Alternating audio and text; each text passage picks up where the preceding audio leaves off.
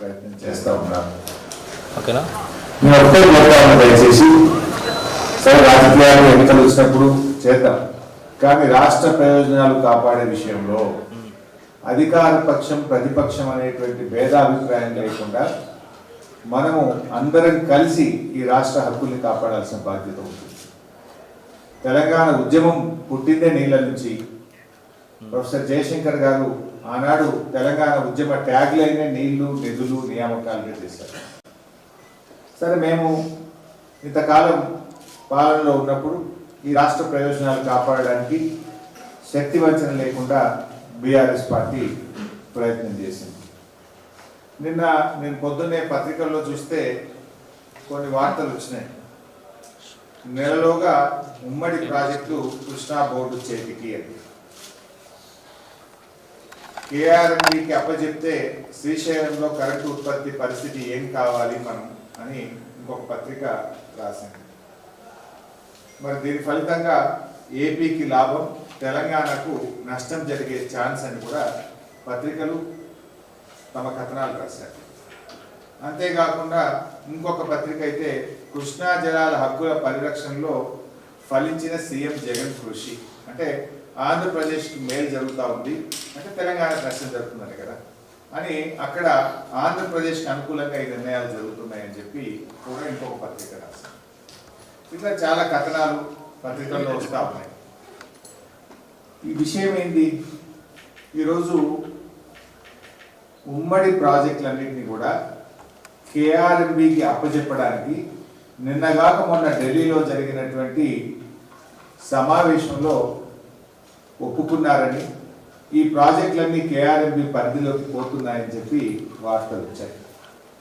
అంటే కేంద్ర జలవనరుల శాఖ మొన్న జరిగినటువంటి మీటింగ్లో ఆంధ్రప్రదేశ్, తెలంగాణకు చెందినటువంటి ఇరిగేషన్ అధికారులందరూ కూడా ఢిల్లీకి వెళ్ళారని, ఆ మీటింగ్లో ఈ కంబైన్డ్ ప్రాజెక్ట్స్ అన్నీ కూడా వెంటనే వారం రోజుల్లోగా కేఆర్ఎంబీకి అప్పచెప్పుతూ ఒక నిర్ణయం తీసుకున్నారని చెప్పి పత్రికల్లో వార్తలు వచ్చాయి. మరి ఈ ప్రాజెక్టులన్నీ కేఆర్ఎంబీకి అప్పచెప్పితే అది తెలంగాణకు తీవ్రమైనటువంటి అన్యాయం జరిగేటువంటి అవకాశం ఉంది. వాస్తవానికి ఈ విషయం కేఆర్ఎంబీ 15 జూలై 2021లోనే ఒక నోటిఫికేషన్ ఇచ్చింది, ఈ ప్రాజెక్టులన్నీ కూడా కేఆర్ఎంబీకి అప్పచెప్పాలని. కానీ దాన్ని తీవ్రంగా అప్పుడు మేము వ్యతిరేకించాము. మీరు డైరెక్ట్గా కేఆర్ఎంబీకి అప్పచెప్పడానికి వీల్లేదు అని. దాన్ని అప్పటి నుంచి కూడా జరుగుతున్నటువంటి బోర్డు మీటింగ్స్లో అటు ఆంధ్రప్రదేశ్, అటు కేఆర్ఎంబీ అంటే కేంద్ర ప్రభుత్వ అధికారులు దీన్ని అప్పచెప్పాలని ఒత్తిడి తెస్తూనే వచ్చారు. ప్రతి బోర్డు మీటింగ్లో కూడా అటు కేంద్ర ప్రభుత్వం, ఇటు ఆంధ్రప్రదేశ్ ప్రభుత్వం ఇది వెంటనే కేఆర్ఎంబీకి అప్పచెప్పాలి అని వాళ్ళు మా మీద ఒత్తిడి పెంచేటువంటి ప్రయత్నం చేసినారు.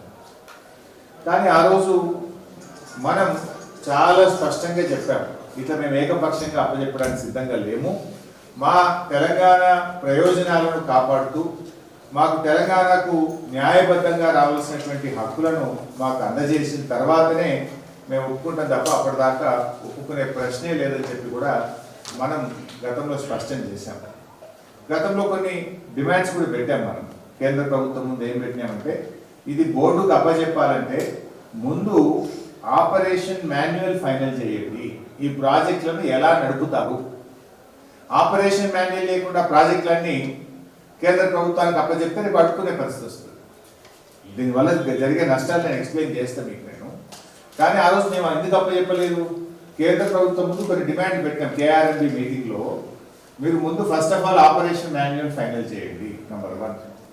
నంబర్ 2, ట్రిబ్యునల్లో కృష్ణా నదిలో తెలంగాణ ఆంధ్రప్రదేశ్ల వాటా ఇంకా నిర్ణయం జరగలేదు. అప్పుడు అడ్హాక్ బేసిస్లో 1 సంవత్సరానికి అని చెప్పి మీరు కేటాయించారు. కానీ ఫైనల్ ట్రిబ్యునల్ అవార్డు వచ్చేదాకా కృష్ణా నదీ జలాల్లో 50% తెలంగాణకు, 50% ఆంధ్రాకి ఇచ్చే విధంగా నిర్ణయం తీసుకోండి, నంబర్ 2. నంబర్ 3, మనకు శ్రీశైలం ప్రాజెక్టు మంజూరు చేసినప్పుడు ప్లానింగ్ కమిషన్ ఏం చెప్పిందంటే 264 టీఎంసీని నాగార్జున సాగర్ ప్రాజెక్టుకు మనం శ్రీశైలంలో హైడల్ జనరేషన్ చేసి నాగార్జున సాగర్కు కిందికి విడుదల చేయాలని చెప్పి planning commission of India Srisailam project మంజూరు చేసినప్పుడు చెప్పింది. ఆ ప్రకారంగా 264 టీఎంసీలు విద్యుత్ ఉత్పత్తి చేసి నాగార్జున సాగర్కు విడుదల చేసే విధంగా మీరు ఈ రూల్స్ లో పెట్టండి. Number 3, drinking water. మనం ఏదైతే హైదరాబాద్ డ్రింకింగ్ వాటర్ వాడుకుంటున్నాం, అదే విధంగా మిషన్ భగీరథ కింద మహబూబ్ నగర్, నల్గొండ, ఖమ్మం జిల్లాలకు కూడా త్రాగునీరు వాడుకుంటాం. మనకు బచావత్ అవార్డు ఏం చెప్పిందంటే, ట్రిబ్యునల్ అవార్డులో బచావత్ ఇచ్చినటువంటి KWDT 1 అవార్డులో ఏం చెప్పారంటే, త్రాగునీటి అవసరాలకు వాడుకునేటువంటి నీటిలో కేవలం 20% మాత్రమే మనము అకౌంట్ చేయాలి. ఎందుకంటే మళ్ళీ 80% రీజనరేషన్ కింద తిరిగి మళ్ళీ ఆ నీరు వస్తుంది కనుక యూ షుడ్ కౌంట్ ఓన్లీ 20% అని ఉంది. కానీ ఇప్పటిదాకా వీళ్ళు ఏం చేస్తున్నారు, మనం హైదరాబాద్ ఉదాహరణకు 16 టీఎంసీలు వాడితే మొత్తం 16 టీఎంసీలు లెక్క కడతా ఉన్నారు. యాక్చువల్లీ ఎంత కట్టాలి 20% అంటే 3 టీఎంసీలు మాత్రమే లెక్క చేసి మిగతా 13 టీఎంసీలు తిరిగి మన తెలంగాణ రాష్ట్రం వాడుకోవడానికి వాళ్ళు ప్రొవిజన్ ఇవ్వాలి. ఈ విషయంలో క్లారిటీ ఇవ్వండి, దాని మాన్యువల్లో చేర్చండి. మరి డ్రింకింగ్ వాటర్లో మనకు బచావత్ అవార్డులో 20% అకౌంటబుల్ చేయాలని చెప్పారు, కానీ మీరు మొత్తం అకౌంటబుల్ చేస్తూ ఉన్నారు. అదేవిధంగా ఇప్పుడు మిషన్ భగీరథ కింద కూడా మనం అటు శ్రీశైలం నుంచి వివిధ ప్రాజెక్టుల నుంచి కృష్ణా బేసిన్లో మహబూబ్ నగర్, నల్గొండ, ఖమ్మం కూడా వాడుతున్నాం. అక్కడ కూడా 20% అకౌంట్ ఫర్ చేయాలని చెప్పి డిమాండ్ పెట్టాం. 4వ డిమాండ్ ఏం పెట్టామంటే క్యారీ ఓవర్ ఫెసిలిటీ. జనరల్గా మనం ఏం చేస్తాం, సాగర్లో కానీ ప్రాజెక్ట్లో కొన్ని మనకు అలకేట్ అయిన వాటర్ను ఆ సంవత్సరం వాడుకోకుండా కొంత కాపాడుకుంటాం కొన్ని సందర్భాలు, లేదా ఒక గుడ్ ఇయర్లో కూడా కొన్ని నీళ్ళు మిగులుతాయి మనం. ఎందుకంటే నెక్స్ట్ ఇయర్ సకాలంలో వర్షాలు పడక నీళ్లు రాకపోతే నెక్స్ట్ ఇయర్ డ్రింకింగ్ వాటర్ అవసరాలను దృష్టిలో పెట్టుకొని కూడా కొన్ని కాపాడుకుంటాం. సపోజ్ నీళ్లు బాగా వచ్చినాయి, మరి మనం కాపాడుకున్న నీళ్లు క్యారీ ఓవర్ ఫెసిలిటీ కింద తిరిగి తెలంగాణ వాడుకోవడానికి హక్కు కల్పించాలి అనేటువంటి అంశాన్ని కూడా మనం ఆ రోజు డిమాండ్ చేశాం. అదేవిధంగా MDDL of Srisailam planning commission చెప్పిన విధంగా 830 ఫీట్లు మాత్రమే మెయింటైన్ చేయాలి. ఎందుకంటే that is a hydel project, 830 feet పెట్టాలని చెప్పి డిమాండ్ పెట్టారు. అదేవిధంగా పోతిరెడ్డిపాడు నుంచి వాళ్లకు న్యాయబద్ధంగా 34 టీఎంసీలు మాత్రమే వాడుకునేటువంటి హక్కు ఉన్నది. ఒకటి చెన్నై డ్రింకింగ్ వాటర్కు 15 టీఎంసీలు, SRBCకి 19 టీఎంసీలు. ఆ 34 టీఎంసీలకు వాళ్ళని పరిమితం చేయాలి.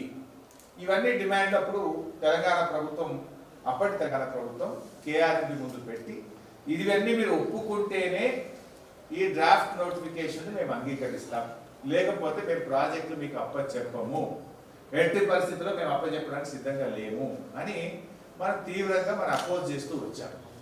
అపోజ్ చేయడమే కాదు, మనం ఒక డిమాండ్ ఏం పెట్టామంటే ఈ అంశం మీద అపెక్స్ కమిటీకి రెఫర్ చేయండి. ఈ అంశం చాలా లోతైనటువంటి అంశం. మీరు ఇట్లా KRMB కేంద్ర ప్రభుత్వం ఏకపక్షంగా దీన్ని నోటిఫై చేస్తూ ఉన్నారు. ఇది మా రాష్ట్ర ప్రయోజనాలు దెబ్బతినేటువంటి అవకాశం ఉంది. దీన్ని అపెక్స్ కమిటీ మీటింగ్ పెట్టాలని చెప్పి అప్పుడు మేము డిమాండ్ చేయడం జరిగింది. మీ అందరికి తెలుసు అపెక్స్ కమిటీ అంటే కేంద్ర జలవనరుల శాఖ మంత్రి గారు చైర్మన్గా, ఇరు రాష్ట్రాల ముఖ్యమంత్రులు సభ్యులుగా ఈ అపెక్స్ కమిటీ అనేటువంటిది ఉంటుంది. ఇట్లా మీరు ఏకపక్షంగా ఇవ్వడానికి వీలు లేదు. ఇవన్నీ విషయాలు ఉన్నాయి, వీటన్నిటి మీద కూడా మాట్లాడాలి. Please refer this matter to apex committee అని చెప్పారు.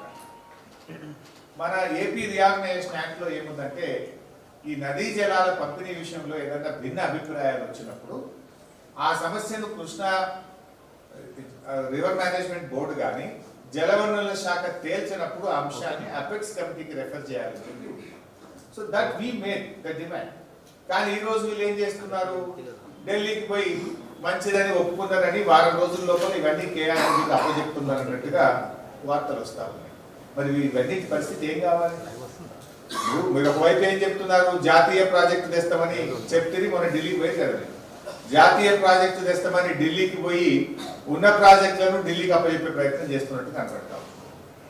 ఇది కాదు కదా, ఇది మన రాష్ట్ర హక్కులు దారుణంగా దెబ్బతినేటువంటి అవకాశం ఉంది. అయితే మరి ఏ రకమైనటువంటి నష్టాలు జరిగే అవకాశం ఉంది? ఇప్పుడు ఒకవేళ ఈ KRMB పరిధిలోకి ఈ అంశాలన్నీ తేలకుండా KRMB పరిధికి పోతే మనకు చాలా నష్టాలు జరిగే అవకాశం ఉంది. ఒకవైపు మన కృష్ణా నదిలో మన వాటా తేలే విషయం ట్రిబ్యునల్లో మేము పోరాడి కొత్త ట్రిబ్యునల్ వేయడానికి కేంద్ర ప్రభుత్వంని మెడలు వచ్చి ఒప్పించాం. సుప్రీంకోర్టుకు పోయినాం, కేంద్ర ప్రభుత్వం దగ్గర పోయినాం, కేంద్ర ప్రభుత్వం వినకపోతే సుప్రీంకోర్టు గడప దొక్కినాం, మళ్ళీ కేంద్ర ప్రభుత్వం దిగొచ్చి మీరు కేసు విత్డ్రా చేసుకుంటే మేము ట్రిబ్యునల్ వేస్తామంటే కేసు విత్డ్రా చేసుకున్నాం. కేంద్రం మీద స్వయంగా కేసీఆర్ గారే ఢిల్లీకి పలుమార్లు వెళ్లి కేంద్ర జలవనరుల శాఖ మంత్రి గారిని కలిసి ఒప్పించి మెప్పించి ఇవాళ కృష్ణా నదీ జలాల పంపిణీ కోసం ట్రిబ్యునల్ ని కూడా కాన్స్టిట్యూట్ చేయడంలో అప్పుడు మేము విజయం సాధించాం. సో ఆ నదీ జలాల పంపిణీ జరగాల్సినటువంటి అవసరం. ఇవాళ ఇప్పుడు నేను చెప్పినటువంటి ఇష్యూస్ అన్నిటి మీద కూడా ఒక క్లారిటీ రావాల్సిన అవసరం. ఇవన్నీ రాకుండా ఆపరేషన్ మాన్యువల్ లేకుండా మరి కేంద్ర ప్రభుత్వానికి అప్పచెప్తే రేపు మన పరిస్థితి ఏమైతే ఈ రాష్ట్రం తీవ్రమైనటువంటి నష్టం జరుగుతుంది. ఉదాహరణకు ఒక 4-5 మీ ముందు వచ్చే ప్రయత్నం చేస్తా. రాష్ట్ర ప్రజలకు తెలవాలి, రాష్ట్ర ప్రభుత్వం కూడా అట్లీస్ట్ దీన్ని పాజిటివ్ గా తీసుకొని స్పందిస్తారని చెప్పి నేను ఆశిస్తా ఉన్నాను. రాష్ట్రానికి జరిగే నష్టాలు ఒక 4-5 మీ ముందు వచ్చేటువంటి ప్రయత్నం చేస్తాను. ఒకటి వాళ్ళ డీటెయిల్ కూడా ఎక్స్పెక్ట్ చేస్తా. ఆ 5 నష్టాలు చెప్పి డీటెయిల్ గా ఒక్కొక్క రంగం మీద కూడా మీకు చెప్పే ప్రయత్నం చేస్తాను. మొదటిది హైడల్ పవర్ జనరేషన్ లో మనం స్వయం ప్రతిపత్తిని కోల్పోతాం. ఇవాళ మనకేముంది, శ్రీశైలం లెఫ్ట్ బ్యాంక్ కెనాల్ మన కంట్రోల్లో ఉంది, శ్రీశైలం లెఫ్ట్ పవర్ స్టేషన్ మన కంట్రోల్లో ఉంది. మనం ఎప్పుడు కావాలంటే అప్పుడు పీక్ అవర్స్ లో హైడల్ పవర్ జనరేట్ చేసుకుంటాం.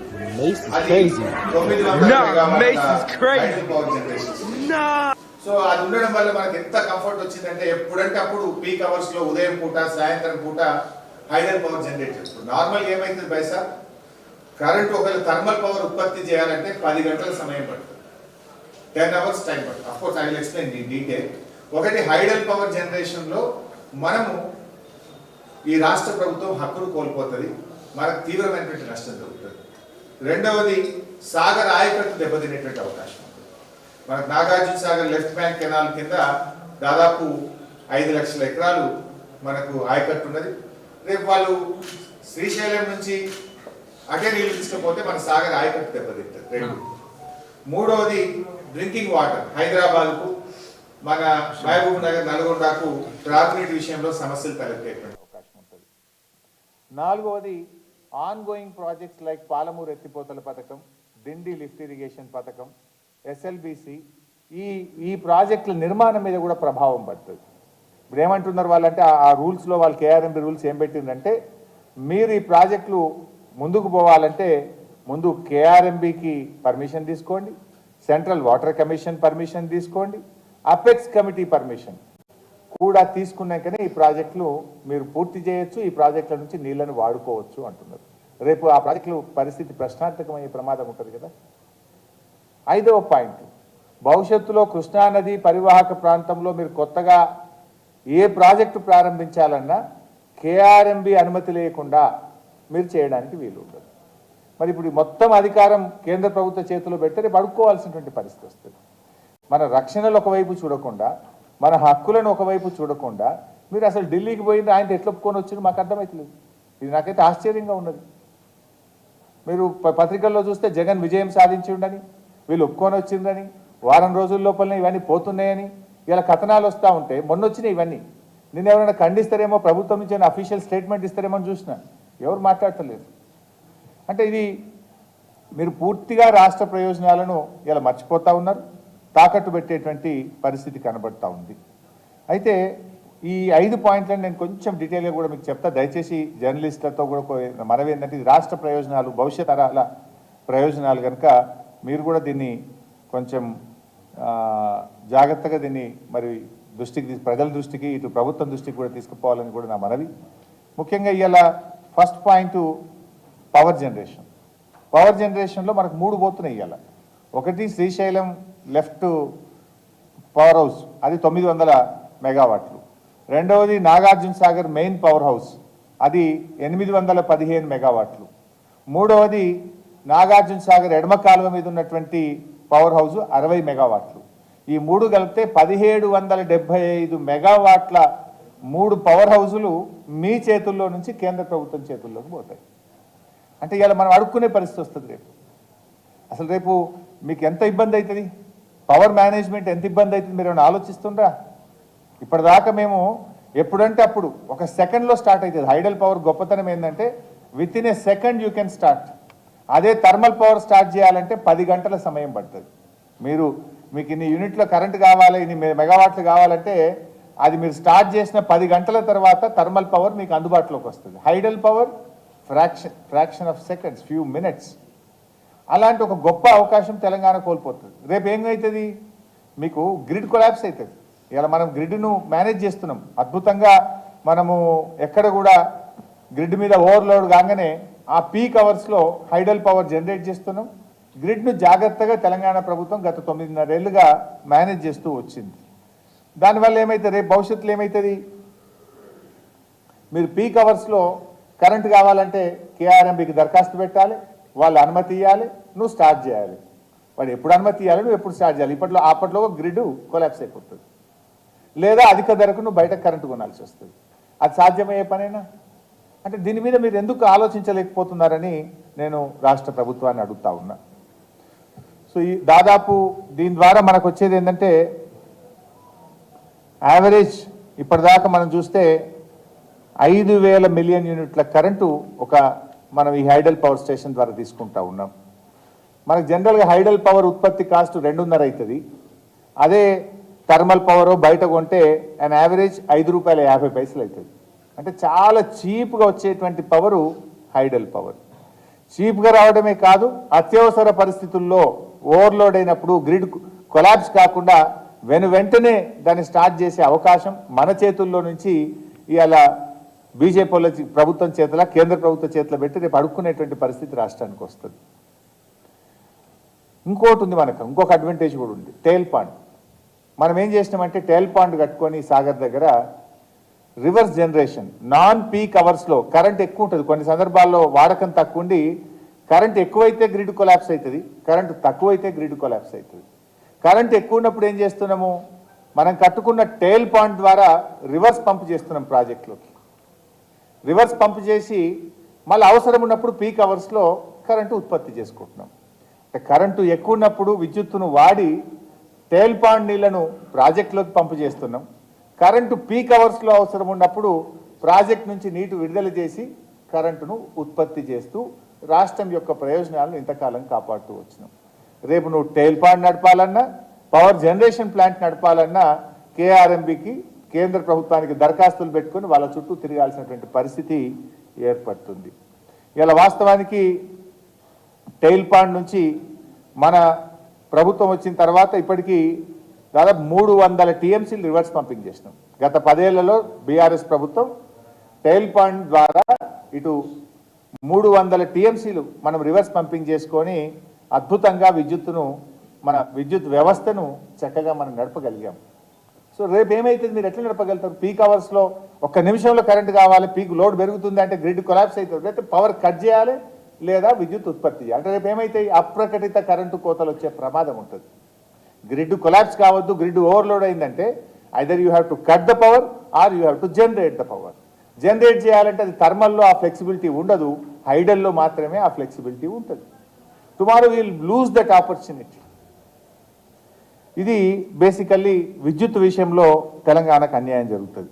వాస్తవానికి ఇదే బీజేపీ కాంగ్రెస్లు గతంలో కూడా మనకు అన్యాయం చేసినారు కరెంటు విషయంలో. తీవ్రమైన ఏది, ఆ రోజు రాష్ట్రం వచ్చిన తొలినాళ్లలోనే 7 మండలాలను లోయర్ సీలేరు పవర్ ప్రాజెక్టును ఆంధ్రాకి అప్పచెప్పి ఆనాడు తెలంగాణకు అన్యాయం చేసింది ఇదే బీజేపీ కాంగ్రెస్లు.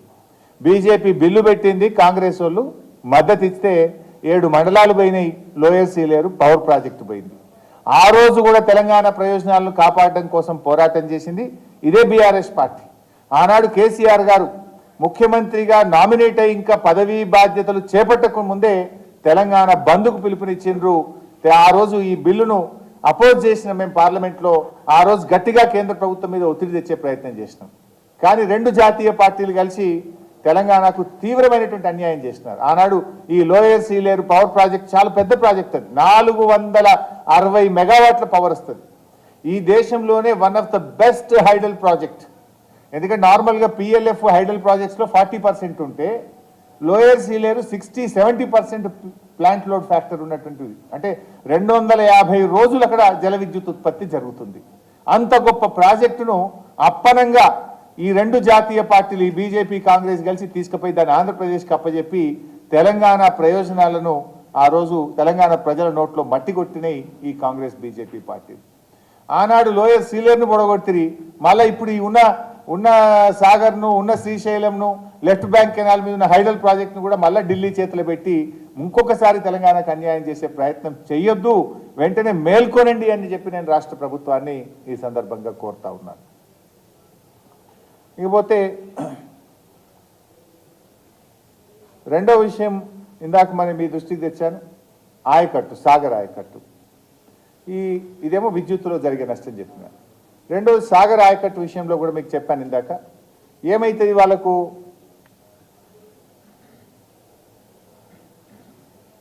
పోతిరెడ్డిపాడు ద్వారా వాళ్ళు ఎక్కువ నీళ్ళు అక్కడనే శ్రీశైలం నుంచి తీసుకుపోతారు కదా. ఎన్ బ్లాక్ అలాట్మెంట్ మన దగ్గర ఉన్న సిస్టమ్ ఏంది, బచావత్ ఇచ్చినటువంటి అవార్డు ప్రాజెక్ట్ వైజ్ అలొకేషన్ లేదు, స్టేట్ వైజ్ ఎన్ బ్లాక్ అలాట్మెంట్ ఉంది. వాళ్ళు ఈ మధ్య ఏం చేస్తుండ్రు, కృష్ణా డెల్టాకు గోదావరి పట్టిసీమ లిఫ్ట్ పెట్టుకొని కృష్ణా నది జలాలు అవసరం లేకుండా ఇటు పట్టిసీమ ద్వారా గోదావరి జలాలు తీసుకుపోయి కృష్ణా డెల్టాకు నీళ్లు బారించుకుంటున్నారు. రేపు ఏం చేస్తారు వాళ్ళు ఎన్ బ్లాక్లో, శ్రీశైలం నుంచి అటు పోతిరెడ్డిపాడు ద్వారా నీళ్లు తీసుకుపోతే నీకు హైడల్ జనరేషన్ ఎట్ శ్రీశైలం నష్టపోతావు, హైడల్ జనరేషన్ ఎట్ సాగర్ నష్టపోతావు. అన్నిటికంటే ముఖ్యంగా సాగర్ ఆయకట్టుకు నీళ్లు ఉండే కదా. నువ్వు పోతిరెడ్డిపాడు ద్వారా నువ్వు కావలసిన నీళ్లు ఆంధ్రప్రదేశ్కు కేటాయించినటువంటి నీళ్ళ నుంచి వాళ్ళకి శ్రీశైలం నుంచే తీసుకపోతే రేపు నాగార్జున సాగర్ ఎడమ కాలువకు ఆయకట్టుకు కూడా నీళ్లు లేకుండా అయ్యే ప్రమాదం ఉన్నది, ఉన్న ఆయకట్టు కూడా దెబ్బతినే ప్రమాదం ఉన్నది. అందువల్ల వెంటనే ఈ రాష్ట్ర ప్రభుత్వం మేల్కొనాలే, మన రాష్ట్రం యొక్క హక్కులను కాపాడాలని చెప్పి నేను కోరుతా ఉన్నా. Number 3 drinking water. రేపు నీళ్ళే రాలేదనుకోండి, నీ పాలేరులో ఖమ్మం డ్రింకింగ్ వాటర్ ఉన్నది, నీ సాగర్లో నల్గొండ హైదరాబాద్ డ్రింకింగ్ వాటర్ ఉన్నది, నీ శ్రీశైలంలో మహబూబ్ నగర్ జిల్లా డ్రింకింగ్ వాటర్ ఉంది. మిషన్ భగీరథ ద్వారా ఇవాళ అదేవిధంగా కృష్ణ ఫేజ్ 1 ఫేజ్ 2 ఫేజ్ 3 ద్వారా హైదరాబాద్ డ్రింకింగ్ వాటర్ను మనం ఇచ్చుకుంటున్నాం. ఇప్పుడే ఇలా తెలంగాణలో హైదరాబాద్లో మంచినీళ్ళ కష్టాలు లేకుండా ఉన్నాం కదా. ఇలా ప్రతి ఇంటికి నీళ్ళు ఇవ్వగలుగుతున్నాం, కావాల్సినంత నీళ్ళు ఇవ్వగలుగుతుంది రాష్ట్ర ప్రభుత్వం. రేపు దీన్ని మీరు నిలబెట్టలేకపోతే రేపు త్రాగునీటి అవసరాలకు కూడా ఇబ్బంది వచ్చేటువంటి ప్రమాదం ఉంటుంది. నాలుగోది ఆన్గోయింగ్ ప్రాజెక్ట్స్. నేను ఇందాక చెప్పినట్టు పాలమూరు ఎత్తిపోతల పథకము, దిండి ఎత్తిపోతల పథకము, ఎస్ఎల్బీసీ సొరంగం, ఎస్ఎల్బీసీ ప్రాజెక్టు, ఇవన్నీ కూడా రేపు ఏమైందంటే నీకు కేఆర్ఎంబి అనుమతి లేదు, నీకు సిడబ్ల్యూసీ లేదు, నీ అపెక్స్ కమిటీ అనుమతి లేదని కొండీలు పెట్టి క్వరీస్ పెట్టి ఆ ప్రాజెక్టు పురోగతి దెబ్బతిని రేపు మనకు మనమే మెడకు ఉరితాడు బిగించుకున్నట్టు అవుతుంది. అంటే ఇది తెలంగాణ ప్రయోజనాలకు ఆత్మహత్యా సదృశ్యం. దీన్ని మర్చిపోతున్నారు వీళ్ళు. అసలు రాష్ట్ర ప్రభుత్వం దృష్టి పెట్టిందా లేదా, అధికారులే పోయి సంతకాలు పెట్టి వచ్చిందా, దానికి రాష్ట్ర ప్రభుత్వ అనుమతి ఉందా లేదా నాకు తెలియదు. పత్రికల్లో అయితే సంతకాలు పెట్టేసిండు, వారం లోపల పోతున్నది ప్రాజెక్ట్ అని చెప్పి అన్ని పత్రికలు పతాక శీర్షికన వార్తలు వస్తూ ఉన్నాయి. జగన్ విజయం అంటున్నారు, ఆంధ్రప్రదేశ్కు లాభమైంది అంటున్నారు, తెలంగాణకు నష్టమైంది అంటున్నారు, కరెంటు లేకుండా పోతుందని వస్తుంటే కూడా ఈ ప్రభుత్వానికి చీమగుట్టినట్టు కూడా లేదా అనిపిస్తూ ఉంది నాకు. ఇది నాలుగో విషయం. ఐదో విషయం, కొత్త ప్రాజెక్టులు ఏదన్నా మీరు కట్టాలంటే కూడా ఒకసారి కేఆర్ఎంబి పరిధిలోకి మొత్తం ఈ ప్రాజెక్టులన్నీ పోతే for everything you need to take permission. అసలు ఈ ఇంచు కూడా కదలలేం మనం. అంటే రేపటి భవిష్యత్తుకు కూడా మనకు ఇబ్బంది జరిగేటువంటి అవకాశం ఉంటుంది. ఈ అంశాలను ఒక పొలిటికల్ యాంగిల్లో కాకుండా రాష్ట్ర ప్రభుత్వం ఒక పాజిటివ్గా రాష్ట్ర ప్రయోజనాలు కాపాడే విషయంలో మీరు వెంటనే కళ్ళు తెరవండి, రివ్యూ చేయండి. ఇది కేఆర్ఎంబి పరిధిలోకి పోకుండా కాపాడండి. పోవడానికంటే ముందు మనం ఏదైతే డిమాండ్లు గత ప్రభుత్వం మేము పెట్టినామో అయితే ఆ డిమాండ్లన్నింటినీ ఒప్పించండి. లేదు అపెక్స్ కమిటీ ముందుకు తీసుకుపోయి అపెక్స్ కమిటీలోనైనా మన వాదనలు బలంగా వినిపించి మన రాష్ట్ర ప్రయోజనాలు కాపాడడం కోసం మీరు వెంటనే ప్రయత్నం చేయాలని చెప్పి నేను రాష్ట్ర ప్రభుత్వాన్ని ఈరోజు డిమాండ్ చేస్తా ఉన్నా. ఇలా ఒక విషయం క్లియర్, ఇప్పుడు మళ్ళీ దీని ద్వారా ఒక క్లారిటీ ఏమొస్తుంది బైసాబ్, తెలంగాణ ప్రయోజనాలు కాపాడాలంటే గులాబీ జెండోలు ఒక్కలే కాపాడగలుగుతారు. ఇది చరిత్ర చెప్తుంది, ప్రస్తుతం జరుగుతున్న తీరు కూడా కనబడుతుంది. చరిత్ర ఏంటిది, ఆనాడు లోయర్ సీలేరు విషయంలో 7 మండలాల విషయంలో పోరాడింది బీఆర్ఎస్, బిల్లు పెట్టింది బీజేపీ, మద్దతు ఇచ్చింది కాంగ్రెస్. ఇవాళ ఏం జరుగుతుంది, ఆంధ్రప్రదేశ్కు మన లాభం జరిగే విధంగా వెంటనే అసలు ఆపరేషన్ గైడ్ లైన్స్ లేకుండా మన విషయాలు డిసైడ్ చేయకుండా మొత్తం ప్రాజెక్టులు కేంద్ర ప్రభుత్వానికి అప్పచెప్తాం, కేఆర్ఎంబికి అప్పచెప్తాం అంటే రేపు ఏం కావాలి రాష్ట్రం? అంటే మరొకసారి కూడా ఇలా అటు కేంద్రంలో ఉన్న బీజేపీ ఒత్తిడి తెస్తుంది, రాష్ట్రంలో ఉన్న కాంగ్రెస్ ఒప్పుకుంటున్నది. అంటే రాష్ట్ర ప్రయోజనాలు వదిలేస్తున్నారు. ఇవాళ మరో స్పందిస్తున్నది ఈ అంశం మీద ఒక కన్సర్న్తో మాట్లాడుతున్నది అగైన్ బీఆర్ఎస్ పార్టీ మాత్రమే. ప్రభుత్వం వెంటనే మేల్కోవాలి, అవసరమైతే మేము ఎటువంటి పోరాటానికైనా మరి వెళ్లాల్సి వస్తుంది. ఎందుకంటే రాష్ట్రం ప్రయోజనాలు చాలా ముఖ్యం. మేము ఎందుకంటే రాజకీయాలు ఎక్కువ మాట్లాడకుండా ఐఎమ్ ఓన్లీ ట్రయింగ్ టు అంటే అవేక్ దిస్ గవర్నమెంట్, ఈ ప్రభుత్వాన్ని మేల్కొల్పేటట్టు ప్రయత్నం చేస్తూ ఉన్నాం. ఈ ప్రభుత్వం వెంటనే స్పందించాలని చెప్పి మేము కోరుకుంటా ఉన్నాం. వెంటనే తక్షణమే రాష్ట్ర ప్రయోజనాలు కాపాడాలని చెప్పి నేను ఈరోజు ఈ ప్రభుత్వాన్ని కోరుతా ఉన్నాను. ఇంకొక చిన్న అంశం ఉంది భాయ్ సార్, అది కూడా నీళ్ళదే. బట్ ఈ కేఆర్ఎంబి అంశం కాకుండా ఇంకొక చిన్న అంశం కూడా ప్రభుత్వంని డిమాండ్ చేయాలనుకుంటా ఉన్నా. ముఖ్యంగా ఈరోజు కాళేశ్వరం ప్రాజెక్టులో మేడిగడ్డ నుంచి ఇప్పుడు కూడా నీళ్లు తీసుకురావచ్చు. ఒకవైపు ప్రభుత్వము స్టేట్మెంట్ చూస్తూ ఉన్నాం, మేము చూస్తున్నది ఏంటంటే నీళ్లు లేవు, ఆరుతడి పంటలు వేసుకోండి అని మంత్రులు స్టేట్మెంట్ ఇస్తున్నారు. ఎస్ఆర్ఎస్పి స్టేజ్ 2లో ఆయకట్టులో 4 లక్షల ఎకరాలకు 2 లక్షల ఎకరాలకే నీళ్లు ఇస్తాం, మిగతా దానికి నీళ్ళు ఇవ్వలేము అన్నట్టుగా పత్రికల్లో అధికారులు ప్రభుత్వం యొక్క స్టేట్మెంట్స్ చూస్తూ ఉన్నాం.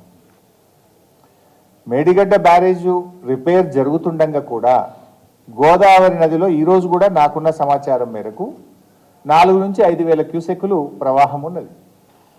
ఆ 4-5 వేల క్యూసెక్కులను ఇప్పుడు కూడా మేడిగడ్డ లిఫ్ట్ ఇరిగేషన్ ద్వారా నీళ్లు లిఫ్ట్ చేయొచ్చు, చేసి మనము రైతాంగానికి పూర్తి స్థాయిలో నీళ్ళు ఇచ్చేటువంటి అవకాశం ఉంది. లాస్ట్లో మళ్ళీ ఏమవుతుంది, మార్చ్ ఏప్రిల్లో దగ్గరికి వచ్చే వరకు నీళ్ళు తక్కువ పడితే పంటలు ఎండిపోవడము, రైతులు ఆందోళన చెందేటువంటి పరిస్థితి వస్తుంది. ఆలోచించండి. ఇప్పుడు మీకు ఆల్రెడీ గ్రౌటింగ్ చేసిండ్రని తెలుస్తూ ఉంది, పత్రికల్లో వార్తలు వస్తున్నాయి. ఏది సుందిల్ల అన్నారం బ్యారేజీలు తొందరగా చేసేయండి, ఉంటే కూడా చేసి నీళ్లు లిఫ్ట్ చేసి మనము ఇటు మిడ్మానేర్కు ఎల్ఎండికి నీళ్ళు తెచ్చుకోగలిగితే, మేము గత 3 ఏళ్ళు ఇచ్చినాం కదా, ఎస్ఆర్ఎస్పి స్టేజ్ 2 చివరి ఆయకట్టు దాకా నీళ్ళు ఇచ్చినాం.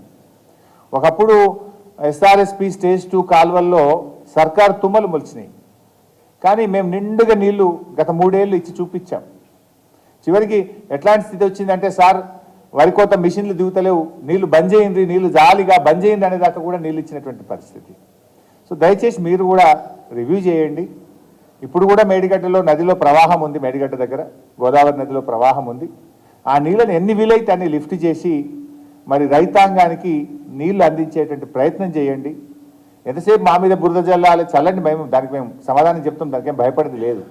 కానీ దాని పేరు మీద ఈ ప్రాజెక్టును ఫెయిల్యూర్గా చూపే ప్రయత్నం చేసే క్రమంలో అవకాశం ఉన్నటువంటి నీళ్లను సముద్రంలో కలవనీయకుండా రైతులకు ఇచ్చేటువంటి ప్రయత్నం చేయాలని చెప్పి నేను ప్రభుత్వాన్ని కోరుతా ఉన్నా. రెండవ విషయం, మల్లన్న సాగర్, కొండపోచమ్మ సాగర్ ప్రాజెక్టులలో కూడా ఆల్రెడీ మా ప్రభుత్వం ఉన్నప్పుడే నీళ్లు తెచ్చిపెట్టాం, నీళ్లున్నాయి అక్కడ. గత 3 సంవత్సరాలు కూడా మేము మల్లన్న సాగర్ నుంచి కొండపోచమ్మ సాగర్ నుంచి కూడా రైతాంగానికి నీళ్లు అందించి పంటలు కాపాడాం. అద్భుతమైన పంటలు కూడా పండినాయి. సో ఇప్పుడు దయచేసి నేను ప్రభుత్వాన్ని కోరేది, అదేం కొత్తగా కాదు కదా, కట్టిన ప్రాజెక్టులు తెచ్చిన నీళ్లు ఓన్లీ విడుదల చేయడం మీ చేతుల్లో ఉంది, చెయ్యండి అని ప్రార్థిస్తూ ఉన్నా. మల్లన్న సాగర్ గడితిమి, కొండపోచమ్మ సాగర్ గడితిమి, నీళ్లు తెచ్చి పెడితిమి. కట్టిన ప్రాజెక్టులో తెచ్చిన నీళ్లను దయచేసి రైతు ప్రయోజనాల కోసం విడుదల చేయండి అని చెప్పి నేను ప్రభుత్వాన్ని కోరుతా ఉన్నాను. ఎందుకంటే మేము గతంలో అటు కెనాల్స్ ద్వారా విడుదల చేశాం, కుడవెల్లి వాగులో నీళ్లు విడుదల చేశాం, హల్దీ వాగులో నీళ్లు విడుదల చేశాం. తద్వారా బంగారం లాంటి పంటలు పండినాయి. ఇప్పుడు కూడా రైతులు అడుగుతూ ఉన్నారు, నీళ్లు తొందరగా విడుదల చేయండి అని చెప్పి ప్రభుత్వం వైపు రైతులు ఎదురు చూస్తూ ఉన్నారు. మీరు ఆలస్యం చేయకుండా వెంటనే నిర్ణయం తీసుకొని ఆ నీళ్లు విడుదల చేసి రైతుల పంటలను కాపాడాలని చెప్పి కూడా నేను రాష్ట్ర ప్రభుత్వాన్ని కోరుతా ఉన్నాను. మూడవ విషయం, ఈ మాకు తెలుస్తున్న సమాచారం ఏంటంటే, ఈ మోటార్లు ఇటు కాళేశ్వరంలో కానీ వివిధ లిఫ్ట్ ఇరిగేషన్ ప్రాజెక్టులలో రాష్ట్ర ప్రభుత్వం మోటార్లను ఆన్ అండ్ ఆఫ్లో వాడుతూ ఉన్నారు. ఇవి చాలా పెద్ద మోటార్లు. ఇవి నడిపేటప్పుడు ఏంటంటే, అప్పుడు నిపుణులు చెప్పింది, ఇది నా సొంత కవిత్వం కాదు, నేను చెప్తున్నది కాదు, సాంకేతిక నిపుణులు చెప్పిన మాట. మోటార్లు ఆన్ అండ్ ఆఫ్ నడిపితే మోటార్ యొక్క సామర్థ్యం దెబ్బతింటుంది, దాని లైఫ్ దెబ్బతింటుంది. సపోజు ఒక పంప్ హౌస్లో 4 మోటార్లు ఉంటే 2 నడపండి, కరెంట్ తక్కువ ఉంటే 1 నడపండి, కానీ 24 గంటలు నడపాలి, దాన్ని కంటిన్యూస్గా నడపాలి. వీళ్ళు ఏం చేస్తుందంటే పీక్ అవర్స్లో ఉదయం 2 గంటలు బంద్ చేయడం, సాయంత్రం 2 గంటలు బంద్ చేయడం, రోజుకు 2 సార్లు ఆన్ చేస్తుండ్రు, 2 సార్లు ఆఫ్ చేస్తుండట మోటార్లను. దాని ద్వారా మోటార్లు దెబ్బతిని రేపు త్వరగా రిపేర్ వచ్చే అవకాశం ఉంటుంది, సామర్థ్యం దెబ్బతినే అవకాశం ఉంటుంది, దాని లైఫ్ దెబ్బతినేటువంటి అవకాశం ఉంటుంది.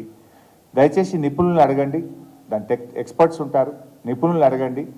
మీరు 4 నడపబుద్ధి కాకపోతే 2 నడుపుండ్రి, 2 కాకపోతే 1 నడుపుండ్రి, కరెంట్ ఎంత ఉంటే అంత నడుపుండ్రి. కానీ మీరు ఆన్ అండ్ ఆఫ్ నడపడం ద్వారా రేపు ఆ లిఫ్ట్ ఇరిగేషన్ స్కీమ్స్ దెబ్బతినేటువంటి అవకాశం ఉంటుంది.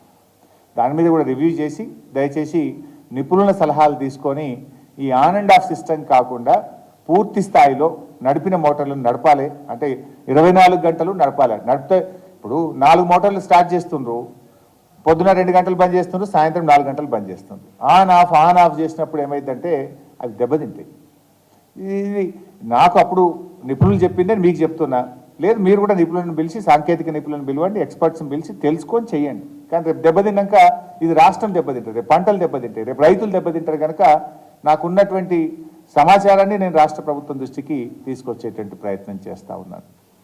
సో ఈ అంశాల మీద కూడా రాష్ట్ర ప్రభుత్వం దృష్టి పెట్టి వెంటనే నిర్ణయం తీసుకోవాలని చెప్పి కోరుతూ నమస్కారం. ఇక రాజకీయాలు ఇది చాలా రాష్ట్ర ప్రయోజనాలు.